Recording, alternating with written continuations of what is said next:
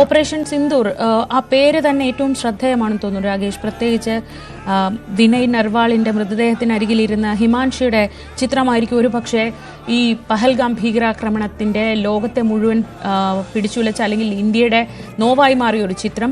വിവാഹം കഴിഞ്ഞ 6-ാം നാൾ ആ ഹണിമൂണിനെത്തിയ ഒരു ദമ്പതികൾ, അവർ മാത്രമല്ല അത്തരം ദമ്പതികൾ വേറെയും ഉണ്ടായിരുന്നു ആ കൂട്ടത്തിൽ, പ്രത്യേകിച്ച് ഹിമാൻഷി. അന്ന് ആ കണ്ണീരിന് മറുപടി പറഞ്ഞിരിക്കും എന്ന ഇന്ത്യയുടെ ഉറപ്പുണ്ടായിരുന്നു. ഒരുപക്ഷെ അത് തന്നെയല്ലേ ഈ പേര് സെലക്ട് ചെയ്യാനുള്ള കാരണം? അതെ ശ്രീജ, ഓപ്പറേഷൻ സിന്ദൂർ എന്ന പേര് തെരഞ്ഞെടുക്കാനും അത് തന്നെയാണ് കാരണം ആളുകളെ പേര് ചോദിച്ചടക്കം ആക്രമിക്കുന്ന രീതിയാണ് പഹൽഗാമിൽ കണ്ടത്. അതുകൊണ്ട് തന്നെയാണ് ഇത്തരമൊരു നീക്കത്തിലേക്ക് കേന്ദ്ര സർക്കാർ കടന്നത്. ആ പേര് നൽകാനുള്ള കാരണം, ഈ ഓപ്പറേഷൻ നൽകാനുള്ള കാരണം എന്ന കാര്യത്തിൽ സംശയമില്ല. കാരണം അവിടെ കൊല്ലപ്പെട്ടവരൊക്കെ തന്നെ പുരുഷന്മാരായിരുന്നു. അതുകൊണ്ട് തന്നെയാണ് സിന്ദൂരം, പ്രത്യേകിച്ച് ഇന്ത്യൻ സംസ്കാരത്തിൽ സിന്ദൂരത്തിന് വലിയ പ്രാധാന്യമുണ്ട്. അതുകൂടി കണക്കിലെടുത്തുകൊണ്ട് തന്നെയാണ് അത്തരമൊരു പേര് ഈ ഓപ്പറേഷന് സൈന്യം നൽകിയത് എന്ന കാര്യത്തിൽ സംശയമില്ല. ഏതായാലും പ്രധാനമന്ത്രി നരേന്ദ്രമോദി നേരിട്ട് ഈ ഓപ്പറേഷനെല്ലാം തന്നെ മോണിറ്റർ ചെയ്തു എന്ന വിവരങ്ങൾ കൂടി പുറത്തു വരുന്നുണ്ട്. കാരണം ഇന്നലെ 1:44 പ്രതിരോധ മന്ത്രാലയം ഇത് അറിയിക്കുന്നത്. സ്വാഭാവികമായും അതിനു മുൻപേ തന്നെ ഈ ആക്രമണം നടന്നിട്ടുണ്ടാകണം. പുലർച്ചയോടുകൂടി, അതായത് 12 മണിക്കും 12:30ക്കും ഇടയിലായി ഈ ആക്രമണം നടന്നിട്ടുണ്ടാകാനാണ് സാധ്യത. അതിനുശേഷമാണ് ഈ നടന്ന കാര്യങ്ങളൊക്കെ തന്നെ വിശദീകരിച്ചുകൊണ്ട് 1:44 പ്രതിരോധ മന്ത്രാലയത്തിന്റെ വാർത്താക്കുറിപ്പ് വരുന്നത്. അപ്പോൾ ഈ അർദ്ധരാത്രി ഈ ആക്രമണത്തിന് പ്രധാനമന്ത്രി നരേന്ദ്രമോദി നേരിട്ട് മോണിറ്റർ ചെയ്തു എന്ന വിവരങ്ങൾ കൂടി പുറത്തു വരുന്നു. ഒപ്പം അന്തിമ തീരുമാനം ഇതെല്ലാം കൈക്കൊണ്ടത് ദേശീയ സുരക്ഷാ ഉപദേഷ്ടാവാണ് അജിത് ഡോവലാണ്. പ്രത്യേകിച്ച് ഈ കേന്ദ്രങ്ങൾ തെരഞ്ഞെടുത്തത് 9 കേന്ദ്രങ്ങൾ കൃത്യമായി ആസൂത്രണത്തോടുകൂടി തെരഞ്ഞെടുത്തതെല്ലാം ഇതിൻ്റെ ഭാഗമായി തന്നെയാണ്. കാരണം ആദ്യഘട്ടങ്ങളിലൊക്കെ ഉയർന്നിരുന്ന ചോദ്യം, പ്രത്യേകിച്ച് ഈ സാധാരണഗതിയിൽ പുൽവാമയൊക്കെ ആക്രമണം ഉണ്ടായത് സൈനികർക്ക് നേരെയാണ്, സുരക്ഷാ സേനയ്ക്ക് നേരെയാണ്. അതിൽ നിന്ന് വ്യത്യസ്തമായി അതിൻ്റെ വ്യാപ്തി ഈ ആക്രമണത്തിൽ കൂടിയതിൻ്റെ പ്രധാനപ്പെട്ട കാര്യം സാധാരണക്കാരായ ആളുകളെ ലക്ഷ്യം വെച്ചു എന്നുള്ളതാണ്. അതിൽ രാജ്യത്തിൻ്റെ പല ഭാഗങ്ങളിൽ നിന്നുള്ള ആളുകളുണ്ടായിരുന്നു. അപ്പോൾ ഒരു പൊതുവികാരം ഇത്തരത്തിൽ ഇന്ത്യ തിരിച്ചടിക്കണമെന്നായിരുന്നു. അപ്പോൾ 2 ആഴ്ച കഴിയുമ്പോഴും തിരിച്ചടിക്കാത്ത എന്തെന്ന ചോദ്യങ്ങളൊക്കെ പല കോണുകളിൽ നിന്ന് വരുന്നു. അത് ഇത് തന്നെയാണ് കാരണം, എങ്ങനെ എപ്പോൾ അടിക്കണം എന്നുള്ളത് നിർദ്ദേശമൊക്കെ തന്നെ സൈന്യത്തിന് നൽകിയിരുന്നു. ഇപ്പോൾ പ്രതിരോധ മേഖലയിൽ കാര്യമായി തന്നെ പ്രവർത്തിക്കുന്ന ശ്രീ മോഹൻദാസ്, മാധ്യമപ്രവർത്തകൻ, അദ്ദേഹം ടെലിഫോൺ ലൈനിലുണ്ട്. ശ്രീ മോഹൻദാസ്, ഒരുപാട് താങ്കൾ ഓപ്പറേഷൻസിനെ കുറിച്ച് കേട്ടിട്ടുണ്ട്, എഴുതിയിട്ടുണ്ട്. ഇപ്പോൾ ഈ ആക്രമണത്തിൻ്റെ, ഈ പ്രത്യാക്രമണത്തിൻ്റെ പ്രത്യേകത എന്തൊക്കെയാണെന്നാണ് തോന്നുന്നത്? പ്രത്യേകിച്ച് ഇതുവരെ കണ്ടിട്ടില്ലാത്ത തരത്തിലുള്ള ഒരു സ്പാൻ എടുത്തിട്ടുണ്ട്. അത്രയേറെ മേഖലകളിലേക്ക് പോയിട്ടുണ്ട്. 100 കിലോമീറ്റർ അതിർത്തിയിൽ നിന്ന് അകലെയുള്ള ബഹാവൽപൂർ തൊട്ടടുത്തുള്ള പ്രദേശങ്ങൾ വരെ, 5 കിലോമീറ്റർ അകലെയുള്ള പ്രദേശങ്ങൾ വരെ. അപ്പോൾ ഈ ഇന്ത്യൻ സ്ട്രൈക്കിൻ്റെ പ്രത്യേകതകൾ എന്തൊക്കെയാണെന്നാണ് തോന്നുന്നത്? ഇത് തീർച്ചയായിട്ടും നമ്മൾ പ്രതീക്ഷിച്ചിരുന്ന ഒരു കാര്യം തന്നെയാണ് സംഭവിച്ചിട്ടുള്ളത്. വളരെ കൃത്യമായ ആസൂത്രണം കൊണ്ട് നമ്മുടെ 3 സേനാ ഭാഗങ്ങളും തയ്യാറാക്കിയ ഒരു രേഖയാണ്. അതിൻ്റെ ഒരു അവസാനം എന്ത് സംഭവിക്കും, എങ്ങനെ കൃത്യമായ അവരുടെ, അതായത് പാകിസ്ഥാനിലെ ഈ ഭീകര താവളങ്ങളെ കണ്ടുപിടിച്ച് നമ്മൾ കൃത്യമായ ആക്രമണം നടത്തി.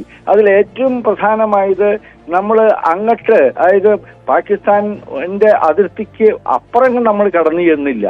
നമ്മൾ ഇവിടുന്ന് തൊട്ട് നമ്മുടെ ഇന്ത്യൻ മണ്ണിൽ നിന്നുകൊണ്ടാണ് നമ്മൾ ആക്രമണം നടത്തിയത് എന്നുള്ളതാണ് ഇതിൽ ഏറ്റവും പ്രധാനമായ ഒരു കാര്യം എന്നാണ് എനിക്ക് മനസ്സിലാക്കാനുള്ളത്. സാധാരണ ഇത്തരം കാര്യങ്ങളിൽ നമ്മൾ അതിർത്തി കടന്ന് അവരെ ആക്രമിക്കുന്നു എന്നൊക്കെ, പക്ഷെ ഇവിടെ അതുണ്ടായിട്ടില്ല. അപ്പൊ ലോകരാഷ്ട്രങ്ങളുടെ മുമ്പിൽ തന്നെ നമുക്ക് വളരെ നല്ലൊരു സ്റ്റാൻഡ് പറയാൻ കഴിയും. നമ്മൾ ഭീകരരെയാണ്, അതായത് ഇതിൽ സിവിലിയനെയോ അല്ലെങ്കിൽ അവിടുത്തെ ഗവൺമെന്റ് എസ്റ്റാബ്ലിഷ്മെന്റിനെയോ ഒന്നും നമ്മൾ ആക്രമിച്ചിട്ടില്ല. ഇവിടെ നിന്ന് തൊടുത്തുവിട്ട മിസൈലുകൾ അത് വളരെ കൃത്യമായി നമ്മൾ ആ ഭീകര താവളങ്ങളിലേക്ക് നമ്മൾ തൊടുത്തുവിടുകയാണ് ഉണ്ടായത്. അപ്പോൾ ഇതിന്റെ ഏറ്റവും കൂടുതൽ നമുക്ക് പറയാവുന്നത്, നമുക്കുള്ള ഒരു പ്ലസ് പോയിന്റ് എന്ന് പറയുന്നത്, നമ്മൾ ആ അതിർത്തി കടന്ന് പാകിസ്ഥാനിലേക്ക് നമ്മൾ കടക്കാതെ തന്നെ നമ്മൾ ഭീകരരെ ഒളിത്താവളങ്ങൾ നമ്മൾ കൃത്യമായി നിരീക്ഷിച്ച് നമ്മുടെ ഇന്റലിജൻസ് അനുസരിച്ച് നമ്മളത് പ്രവർത്തിച്ചു എന്നുള്ളതാണ്. അത് തീർച്ചയായും അത് നമുക്കൊരു അഭിമാനകരമായതാണ്. ഇപ്പൊ കൂടുതൽ വിശദാംശങ്ങൾ വരുന്നേ ഉള്ളൂ. 10 മണിയാകുമ്പോഴേക്കും നമുക്ക് മനസ്സിലാക്കാൻ കഴിയും എന്തൊക്കെയാണ് കൂടുതലുള്ളതെന്നുള്ളത്. പക്ഷേ ഇന്ത്യക്ക് ഏറ്റവും അഭിമാനകരമായ ഒരു കാര്യം തന്നെയാണ് കുറെ കാലമായി നമ്മളൊരു പാഠം പഠിപ്പിക്കണം എന്നുള്ളത്. പാഠം പഠിപ്പിക്കണം നമുക്ക് കയ്യും കെട്ടി നോക്കിയിരിക്കാൻ കഴിയുന്ന ഒരു കാര്യമല്ല. 26 വളരെ നിഷ്കളങ്കരായ ജനങ്ങളുടെ, നമ്മളെ ടൂറിസ്റ്റുകളുടെ ജീവൻ അപഹരിച്ച് നമ്മൾ വെറുതെ കയ്യും കെട്ടി നിൽക്കാൻ കഴിയില്ല. ഇപ്പോൾ തന്നെ നമ്മൾ പല ചോദ്യങ്ങളും ചോദിച്ചു തുടങ്ങി. നമ്മൾ എന്താണ് ഇപ്പൊ 2 ആഴ്ച കഴിഞ്ഞു, എന്തുകൊണ്ടാണ് നമ്മൾ പ്രതികരിക്കാത്തതെന്ന്. പക്ഷെ ഇത്തരം കാര്യങ്ങൾ വളരെ സംയമനം പാലിച്ചു വേണം നമ്മളത് ചെയ്യാൻ. അത് തീർച്ചയായിട്ടും അത് ചെയ്തു എന്നുള്ളതാണ്. കാരണം ഇന്ത്യക്ക് അതിനുള്ള കഴിവുണ്ട്, ശക്തിയുണ്ട്. തീർച്ചയായിട്ടും ഇനിയിപ്പോ അവരെന്താണ് ഇനി ചെയ്യാൻ പോകുന്നത്. പക്ഷേ തീർച്ചയായിട്ടും ഇനിയിപ്പോ ലോകരാഷ്ട്രങ്ങള് ഇപ്പൊ എന്താണ് പറയുന്നത്, സംയമനം പാലിക്കണം എന്നുള്ളത് അത് അവർക്ക് മനസ്സിലാക്കി കൊടുത്തിട്ടുണ്ട്. നമ്മൾ ഈ ഒരു കാര്യത്തിൽ ഏറ്റവും നല്ല കാര്യം ഉണ്ടായിട്ടുള്ളത് നമ്മൾ അതിക്രമിച്ച് പാകിസ്ഥാൻ അതിർത്തിക്ക് ഉള്ളിലേക്ക് കടന്നിട്ടില്ല എന്നുള്ളതാണ് നമുക്കിതില് വളരെ നമുക്ക് എടുത്തു പറയാത്ത ഒരു കാര്യം ഉണ്ടായിട്ടുള്ളത്. 1971 ശേഷം ഇതാദ്യമായെന്ന് തോന്നുന്നു പാകിസ്ഥാനിലേക്ക് കടന്ന് ഇന്ത്യയുടെ ഒരു ആക്രമണം ഉണ്ടാവുന്നത്, അതിർത്തിക്ക് അപ്പുറത്തേക്ക് പാകിസ്ഥാനിന്റെ ഹൃദയത്തിലേക്ക് തന്നെ ഒരു ആക്രമണം ഉണ്ടാവുന്നത്. ആ തരത്തിൽ നോക്കിയാൽ ഭീകരവാദ കേന്ദ്രങ്ങൾ എവിടെയായാലും അത് തകർത്തിരിക്കും. ഇന്ത്യയിലേക്ക് ഭീകരരെ അയക്കുന്ന, ഇന്ത്യയിലെ മനുഷ്യരുടെ ജീവനെടുക്കാൻ ഭീകരർ വരുന്നത് എവിടെയായാലും അവിടെ പോയി നശിപ്പിച്ചിരിക്കും. ആ ഒരു മെസ്സേജ് കൊടുക്കുന്നതിൽ ഇന്ത്യൻ സൈന്യം എത്രത്തോളം വിജയിച്ചിട്ടുണ്ട്? ഇത് തീർച്ചയായിട്ടും നമ്മൾ നന്നായി വിജയിച്ചിട്ടുണ്ട്. കാരണം പ്രധാനമന്ത്രി അന്ന് പറഞ്ഞത് തന്നെ ഓരോ ഭീകരരെയും നമ്മൾ ഉന്മൂലനം ചെയ്യുക മാത്രമല്ല, അതിന്റെ താവളങ്ങള് എവിടെയാണെന്ന് കണ്ടെത്തി അവർക്ക് വിചാരിക്കാൻ കഴിയുന്നതിലധികം ഒരു നടപടി നമ്മൾ ഇന്ത്യ സ്വീകരിക്കുമെന്നാണ് അവർ പറഞ്ഞിട്ടുള്ളത്. അപ്പോൾ വളരെ അവരുടെ ആ ഭാഗത്ത് തന്നെ, കാരണം എവിടെയാണ് ഈ ഭീകരന്മാരുടെ താവളങ്ങളെ എന്ന് കണ്ടുപിടിച്ചപ്പോ മുക്കാദ്, സിയാൽ ഹോട്ട്, അങ്ങനെ പല സ്ഥലങ്ങളിലും അവര് തെരഞ്ഞെടുത്തിട്ടുണ്ട്. അത് ഒന്നല്ല 9 സ്ഥലങ്ങളാണ്. അപ്പോ ഇന്ത്യ വളരെയധികം നിരീക്ഷിച്ചുകൊണ്ടാണ് എവിടൊക്കെയാണ് അവർ ഉള്ളത് എന്നുള്ളത് കൃത്യമായ രേഖകൾ നമ്മൾ കിട്ടി. 9 താവളങ്ങളെ നമ്മൾ തെരഞ്ഞു പിടിച്ച് ആ 9 താവളങ്ങളിലേക്കാണ് നമ്മൾ മിസൈല് ആക്രമണം നടത്തിയത്. അപ്പോൾ വളരെ കൃത്യമായിട്ട് നമ്മുടെ മനസ്സിൽ ഇന്ത്യക്ക് എന്താണ് ആവശ്യം, അതായത് പാകിസ്ഥാനെ നമ്മൾ ആക്രമിച്ച് അവരുടെ ഭൂമി തിരിച്ചിങ്ങോട്ട് വാങ്ങി അല്ലെങ്കിൽ സ്ഥലം വാങ്ങി, ഇതല്ല. നമ്മൾ അവരുടെ ഭീകര അവര് താമസിക്കുന്ന സ്ഥലങ്ങളെ ഉന്മൂലനം ചെയ്യുക എന്നൊരൊറ്റ കാര്യമേ നമ്മുടെ മനസ്സിലുള്ളൂ. അത് മാത്രമേ നമ്മൾ ചെയ്തിട്ടുള്ളൂ. ഇപ്പോൾ ഈ കാര്യങ്ങളിൽ വേറെ എവിടേക്കും നമ്മുടെ ആക്രമണം നമ്മൾ എവിടേക്കും കടന്നിട്ടില്ല. അപ്പൊ അതുകൊണ്ട് ഇന്ത്യക്ക് ഒരു ഡിറ്റർമിനേഷൻ ഉണ്ട്, ഒരു ശക്തിയായ ഒരു തീരുമാനം ഉണ്ടായിരുന്നു.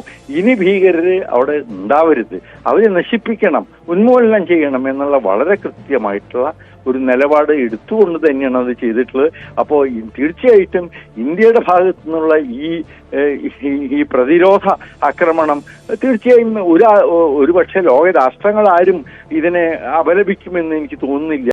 ഇതിപ്പോ അവര് ചെയ്യുന്ന കുറച്ചു കാലമായി LOCയിൽ കഴിഞ്ഞ 10 ദിവസമായി തുടർച്ചയായിട്ട് അവർ ആക്രമണം നടന്നുകൊണ്ടിരിക്കുകയാണ്. നമുക്ക് നോക്കി നിൽക്കാൻ കഴിയില്ല. അപ്പൊ ഇതിനൊന്നും പാകിസ്ഥാൻ ഗവൺമെന്റ് കൃത്യമായിട്ട് അല്ലെങ്കിൽ മിലിറ്ററി ഒരു തരത്തിലുള്ള അഭിപ്രായം അതിൽ പറയുന്നില്ല. തുടർച്ചയായിട്ട് അവരതങ്ങനെ ചെയ്യാൻ സമ്മതിച്ചുകൊണ്ടിരിക്കുകയാണ്. അപ്പൊ അതിനൊക്കെ ഒരു മറുപടി ഏറ്റവും വേഗം ചെയ്യേണ്ടതാണ്. അത് നമ്മൾ ചെയ്തു, അതിൽ യാതൊരു സംശയവുമില്ല. നല്ലൊരു കാര്യമാണ് എന്നുള്ള കാര്യം യാതൊരു സംശയവുമില്ല. ശരി, വളരെ നന്ദി ശ്രീ മോഹൻദാസ് പ്രതികരിച്ചതിന്. പഹൽഗാമിൽ ആക്രമണമുണ്ടായി 16-ാം നാൾ, 15-ാം ദിവസം അർദ്ധരാത്രിയാണ് ഇന്ത്യയുടെ ഭാഗത്തു നിന്നുള്ള മറുപടി വരുന്നത്. എപ്പോൾ